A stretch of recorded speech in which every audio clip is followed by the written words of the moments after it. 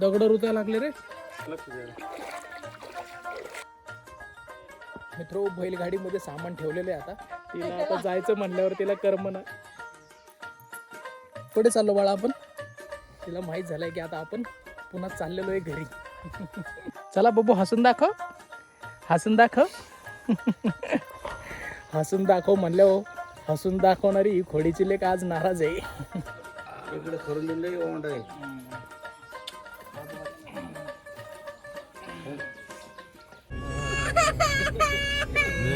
तुला बघून रडत येते. नाही रडू बेटा. हे बाळा